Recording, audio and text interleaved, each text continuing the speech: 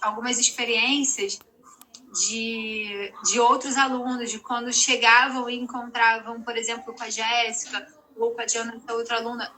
É um choque, né? Você vê uma adolescente, né, por exemplo, sem os 4 membros, aquilo choca. Já teve aluno assim, de tipo, ela tá saindo, o aluno tá chegando, o aluno fica assim... Arregalar o olho, né? Tipo, meu Deus, eu tava reclamando de não sei o quê. Gente, é muito importante esse contato. E não é o contato porque a gente está sendo uma coisa assim, eu sou politicamente correto. Não, isso é ser humano. Né? O que está ali é uma outra pessoa. E a deficiência da pessoa é apenas uma característica dela, não é o que define ela. Então, imagina você carregar uma definição porque você... eu sou uma pessoa, eu tenho uma deficiência, entende? A diferença. Então, se a transformação desse pensamento acontecer em você, profissional, você vai ver que você vai levar com muito mais naturalidade a aula. Você não vai ficar cheio de dedos. Você vai entender a diversidade que existe em cada ser humano que entra na sua turma, que entra no seu estúdio e que vai fazer aula com você. Você vai respeitar essa individualidade, independente de quem seja. Então, coloca assim, tatuado, escreve aí, inclusão atitudinal. A sua atitude é o que precisa, que é o que mais vai fazer diferença nesse atendimento que você vai fazer com o seu aluno. Isso vai fazer toda a diferença e vai fazer também com que você falou, que as outras pessoas enxerguem de uma maneira diferente. Então, acho que essa atitude, né, principalmente a sua inicial, e de interagir com essas outras pessoas, né? Colocar o aluno que é deficiente interagindo com outras pessoas, isso é lindo demais e faz toda a diferença, né? É o que você falou, as pessoas às vezes reclamam de coisas tão pequenas, né? Se agarram a valores tão pequenos, né? Às vezes não vamos nem chamar de valores, mas mesquinharias, e quando elas veem, né, a necessidade do outro ser humano que está ali, que ele está com a deficiência, mas ele está rindo, ele está interagindo, ele está feliz, porque ele aceitou aquela condição e ele tem que viver dessa forma e tem que interagir dessa forma. Isso aí não tem nem palavras para definir, né? A gente, parece até piegas falar isso, né? Mas a gente se enriquece muito quando a gente aprende a lidar com a diversidade. Né? Quando a gente entende que todos nós temos as nossas deficiências, todos nós, independente se é uma deficiência física, intelectual ou o que for, né? E dentro de um desenvolvimento das aulas, né? A gente já falou aqui que eu sou super a favor de incluir mesmo. E assim, independente se você tem uma turma com pessoas com deficiência, eu acho que até essa dinâmica da aula de Pilates, onde às vezes um aluno que exige muito, assim, suga muito a sua atenção ali, né? Quando chega um aluno novo, por exemplo, e você acaba tendo que dedicar um pouco mais de tempo para esse aluno também entende que você está ali para os 3. Né? Então, você está ensinando certos valores nessa troca com os alunos, essa interação que a gente faz. Sempre, às vezes, chega um aluno que é mais quieto, que não fala, mas a atitude do líder, que é você na sua turma ali, ela vai fazer toda a diferença e, com certeza, muitos profissionais já perceberam isso. Alunos que chegam muito fechados, né, e que têm certa dificuldade de interação e começam a interagir com os outros alunos, daqui a pouco está chegando até 5, 10 minutinhos antes, porque quer conversar com o pessoal da turma anterior. Então, toda essa inclusão, ela acontece o tempo inteiro. É só a gente tirar essa casca desse receio, a gente parece que fica com dedos, né? Porque a gente é uma ignorância nossa, a gente não aprendeu Exatamente. A gente não aprendeu, assim, essa socialização, a gente via uma pessoa com deficiência e a gente ficava, né, assustado, mas conforme você vai vendo, se você tem alguém na família, é muito mais fácil para você ter contato, mas se a gente pensar que, por exemplo, dentro da escola, as crianças não recebem esse processo de inclusão, de conviver com outras pessoas com deficiência, está aí essa grande luta de você realmente fazer uma inclusão efetiva. Porque uma criança de 6 anos, ela não vai ter problema nenhum assim, poxa, mas por que você não tem a perna? Exatamente. Isso vai ser natural. Vai ser natural. Então, se essas crianças sempre conviverem, elas não vão ser adultos que têm um receio, não sabem como lidar com essas pessoas, né? Então, dentro da dinâmica inclusiva, assim, para sua aula, eu acho super válido colocar, mas isso também é muito particular, né? Você vai perceber aí, dentro da sua condição, e agora pensando nas adaptações, né? Como que a gente faz com cada aluno, né, que vai entrar ali? Se é um aluno cadeirante, se é um aluno amputado.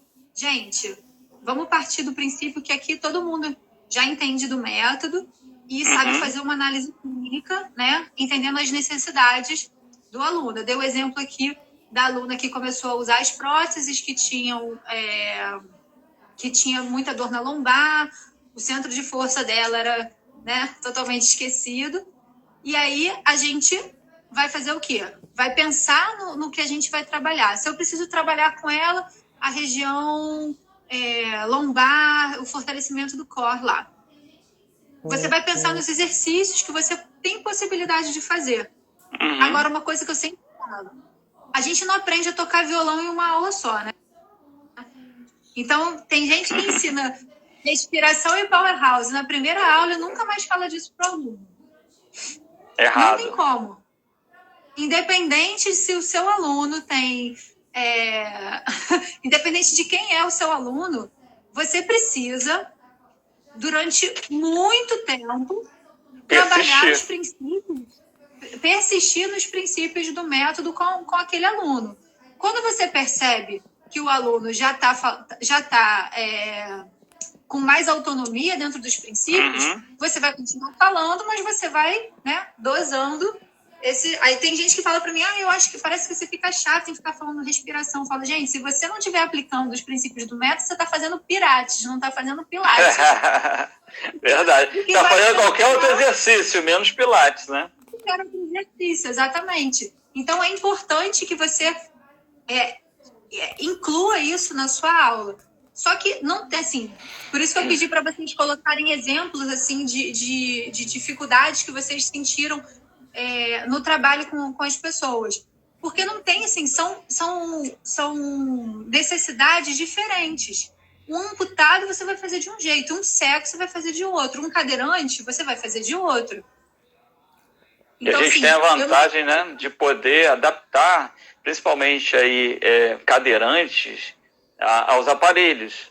Por exemplo, wall unit, você pode tirar a maca, encaixar a cadeira ali, até fazer o exercício na cadeira, assim como no Cadillac. Então, aproveitar a altura mais ergonômica do Cadillac para fazer essa transferência do cadeirante. E o cego, acho que o cego, eu não tive essa experiência, tá, Carol? Tô sendo sincero contigo. Eu já trabalhei com amputado, já trabalhei com cadeirante, mas cego eu ainda não trabalhei. Mas o cego, ele tem uma propriocepção muito apurada. Já tentou fazer o exercício de olhos fechados? Então, a melhor maneira de você trabalhar a propriocepção, olhos fechados. Então, a propriocepção do cego é apuradíssima. Eu acredito que aí, pela sua experiência, você vai falar melhor disso, como que é o cego fazendo o exercício. Eu nunca tive um aluno cego total em aula de pilates, não. Mas pensando nessas adaptações, né, você vai pensar naquilo que você quer trabalhar com o seu aluno, porque existe uma coisa muito, assim, que eu acho muito importante falar, porque eu já tive essa experiência. Legal, o Patrick, que bom que ele está aqui, que ele está contribuindo. Ele sente Obrigado, Patrick. Ter uma adaptação exatamente. espacial, exatamente. Você precisa apresentar. Até ele, né, ficar compatível com o local, ele entender que ali tem um aparelho, como ele vai fazer. Exato. Ele mesmo vai lhe dar esse feedback, tá vendo? Sempre você tem que ter essa comunicação muito, muito estreita com o teu aluno. Né? Da mesma forma que um aluno não vai se sentir confortável em fazer um movimento, um exercício, porque aquilo causa uma dor nele, a pessoa com deficiência, você também vai perguntar para ela, vamos tentar ir ali? Eu quero fazer isso e isso com você, vamos tentar? A Jéssica, por exemplo, eu conseguia pegar ela no colo. Então, às vezes, eu tirava ela do chão, colocava no Reforma, tirava ela do Reforma, colocava ela no Cadillac. Mas eu criei um nível de intimidade com ela, né? Tem pessoas que você não vai... Dependendo da pessoa, não tem como pegar no colo, né? Eu não ia ter força para pegar. Então, você vai adaptar e vai perguntando para a pessoa e ela, junto com você, vai te ajudando a criar isso. No início, pode ser que te dê um certo medo mesmo. Você sabe, meu Deus, o que eu vou fazer? Mas conforme você vai sintonizando a sua conexão com a pessoa, estreitando essa comunicação, ela mesma vai te dando feedback e aí você vai trazendo as propostas. Então, isso vai depender da deficiência de cada um, né? E, assim, é muito da sua criatividade também e boa vontade em saber que, às vezes, você vai tentar e não vai dar certo, não vai ficar ergonômico. E o que eu ia falar antes que eu acabei emendando outro assunto. É muito importante, gente, a gente pensar no objetivo do exercício. Eu tive uma experiência quando... não foi dentro do Pilates, mas eu levei isso assim para a minha vida. Eu trabalhava numa academia e tinha um professor que acompanhava um aluno que ele teve uma sequela, ele teve uma atrofia dos membros inferiores por conta de uma mielingolocele na infância e tudo mais. E aí ele tinha algumas questões, tipo, ele tinha uma incontinência urinária porque teve um problema no dreno, e ele se locomovia pelas muletas. E aí, quando montavam o treino dele, observavam o que ele conseguia fazer dentro da musculação, dos exercícios, e iam passando para ele os exercícios. E aí, chegou um determinado momento que ele começou a ir no meu horário, eu comecei a acompanhar ele durante o desenvolvimento, e eu comecei a perceber certas coisas que, por exemplo, ele tinha, na formação das pernas, o joelho muito valgo. E ele conseguia fazer a cadeira adutora. Só que ele não conseguia fazer nada de abdução. E aí, por que ficavam passando cadeira adutora para ele se ele precisava fazer força para fora? Os abdutores. Exatamente. Então, eu comecei... Isso é muito importante da gente observar, tá? Você não vai fazer com o seu aluno... Parece meio óbvio isso que eu estou falando, mas o óbvio não é óbvio. Você não vai fazer com o seu aluno aquilo que ele consegue fazer. Você vai fazer com o seu aluno aquilo que ele precisa fazer. Exato. E até para equilibrar, né, essa musculatura, a musculatura que ele não tinha, e que isso com certeza ia fazer muita falta aí na marcha, fundamental, inclusive. Exatamente. E isso estava sendo negligenciado pelos profissionais. Então, é o que você falou. Parece óbvio, mas faltou essa visão clínica, essa visão mais humanizada. Poxa, será que ele não precisa trabalhar a musculatura abdutora para melhorar esse processo dele da marcha? Então, tudo isso... Isso eu vejo muito, assim, às vezes, isso não estou falando só do trabalho com pessoas com deficiência, mas a gente recebe pessoas com as mais diversas vícios posturais, com várias questões. E aí, às vezes a gente quer insistir num determinado exercício, num determinado movimento, né? Eu sempre falo, se as pessoas ficam 8, 9, 10 horas do dia sentados, né? Numa posição totalmente cifótica, um protuso, e aí você chega lá na aula de Pilates e coloca ele para fazer um monte de flexão de tronco. E o cara precisa fazer extensão, precisa ganhar força. Aí você fala, não, mas é porque alonga, é gostoso. Às vezes até o aluno pede, mas é gostoso, tá me alongando. Mas ele precisa ganhar força lá atrás. Sim. E ele já passa 9, 10 horas do dia dele assim. Então, toda essa importância da gente fazer uma boa avaliação, e essa avaliação no Pilates, a gente, como tem esse trabalho individualizado, a gente consegue fazer essa avaliação em todas as aulas. A gente consegue Sim. perceber a evolução dos alunos, aquilo que ele precisa em todas as aulas, independente de colocar ele na frente do quadro lá e ver se está aluno. Porque essa possibilidade que o Pilates permite para a gente, de dentro dos movimentos, fazer com que o aluno ganhe essa consciência corporal e ele mesmo perceber quando ele está desalinhado, para mim, é o carro-chefe do Pilates. Né? Sim. Isso que a gente consegue proporcionar da consciência do aluno, né? De não é uma coisa estática, porque a gente não fica estática, mas como que você vai se movimentar mantendo o alinhamento do seu corpo, né? E isso no trabalho com deficiência é igualzinho ao trabalho que a gente faz com qualquer outro aluno. Vai depender da necessidade de cada um. Aquilo Perfeito. que cada um precisa desenvolver. E o que você falou, né? Às vezes o profissional ele não avalia a função. Como está a função desse indivíduo? Então, é muito importante. Até o Patrick chegou a comentar aqui em cima que a questão de competência, né? Às vezes falta um pouco de competência técnica para quem está se disponibilizando a lidar com outra pessoa, com outro corpo. E que você falou, às vezes a faculdade ela não te prepara para tudo, mas a busca continuada, né, vai fazer o diferencial. Outra coisa que você tocou também, você não saiu preparada para trabalhar com deficiente.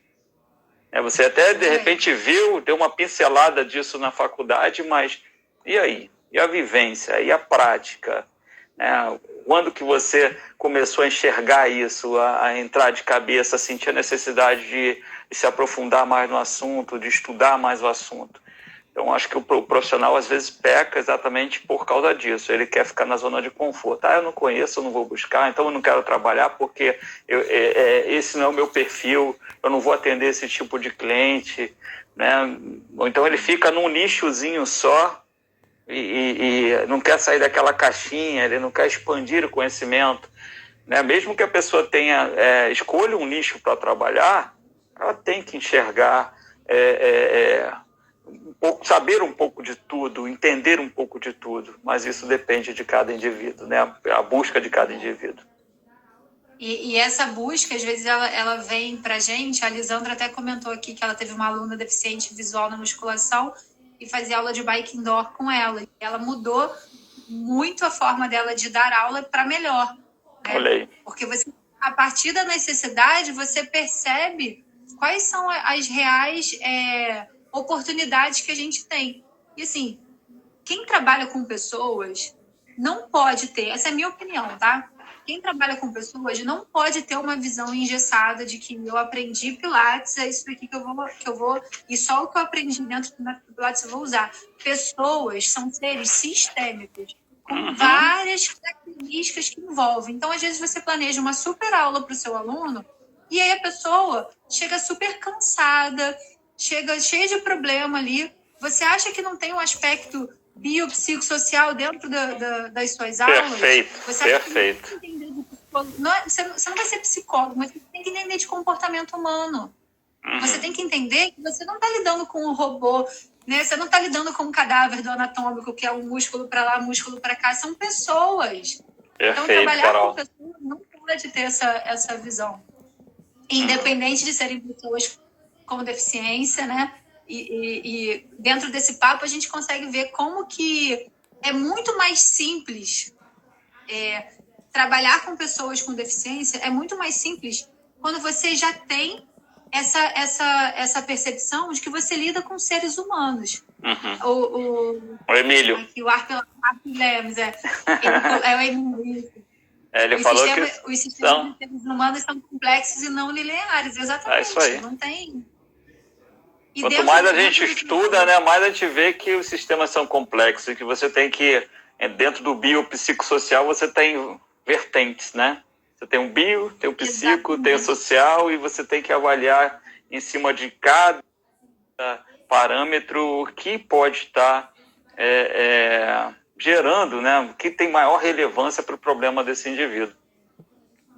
Exatamente. E assim, esse bate-papo sobre Pilates inclusivo, né? A gente vê, né, quando a gente começa a elencar todos os aspectos, né, que a gente pensa, né? A gente, quando sai da nossa formação, a gente ainda não teve esse contato real com as pessoas, né? E você usou uma palavra assim, a gente aprende as coisas na formação, mas na prática muitas vezes é diferente. Então, a gente consegue aplicar protocolos em máquinas, mas às vezes pessoas, você não tem como trabalhar um protocolo engessado. Você vai usar um pouquinho da coisa que você aprendeu. Então, aspectos que tangem um ser humano, isso vai tornar você um profissional melhor. Né? A Lisandra, ela falou, eu comecei a dar uma aula muito melhor, me tornei uma professora melhor a partir de uma pessoa que apareceu. Então, todas as pessoas que aparecem no nosso caminho, na nossa jornada profissional, elas transformam também a nossa vida, a nossa forma de olhar o mundo e tem muito a ensinar para a gente.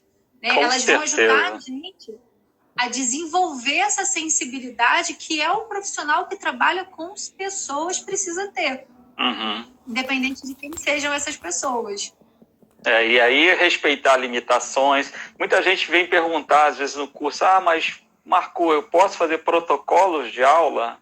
Eu falo, sendo bem sincero, você pode fazer o protocolo para você treinar. Agora, para aplicar, você tem que avaliar o indivíduo e ver se realmente aquele protocolo que você fez vai servir para ele naquele dia, como ele chegou, é o que você falou, como ele chega naquele dia. Às vezes teve um dia estressante, aí está todo retesado, face toda aderida, e aí?